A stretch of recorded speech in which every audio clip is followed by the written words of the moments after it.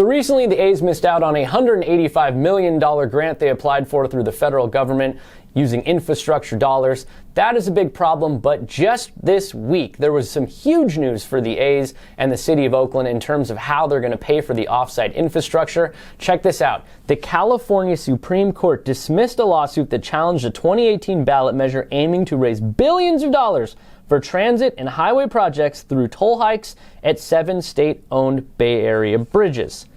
What does that mean exactly? It means that Regional Measure 3, a fund that was raised using our tolls, the tolls that we pay when we cross the bridge, had been sued to hold up the dispersing of money. So there's millions and millions of dollars sitting in an escrow account that could be used to help projects, and in particular, the Oakland waterfront project. Now, Regional Measure 3 checks a lot of boxes here.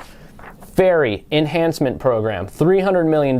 Goods movement and mitigation, reducing truck traffic congestion and environmental impacts. That sounds familiar. San Francisco Bay Trail, safe routes to transit, $150 million there too. Those are all things that check boxes at Howard Terminal and the area around Howard Terminal. So now that those funds can come out, that is a huge deal. If you look at the most recent funds situation that was presented at Oakland City Council, they had $55 million listed as a future funding option for the offsite infrastructure around Howard Terminal. That funding option now becomes available for them. So the Bay Area Council advocated for a large share of these Regional Measure 3 funds, so I reached out to Emily Loper of the Bay Area Council. Here's what she told me about the funding pool available. RM3 allocated $160 million to reduce truck traffic congestion and mitigate environmental impacts.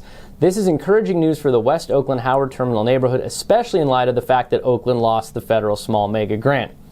$80 million unchanged for the GoPort suite of projects at the Port of Oakland, $25 million for ACTC's Railroad Grade Crossing Safety Enhancement Program, $55 million for neighborhood and railroad safety improvements near the Port of Oakland, which contribute to the community impact reduction and more efficient truck operations, and of course the improvements to ferry service, which is a huge component of transportation because the ferry docks right there at Jack London Square. It's a fantastic and very scenic ride. So as you can see, these things directly impact and have a huge imprint on what will happen at the Howard Terminal area, the area around Howard Terminal that the city needs to help fund improvements on.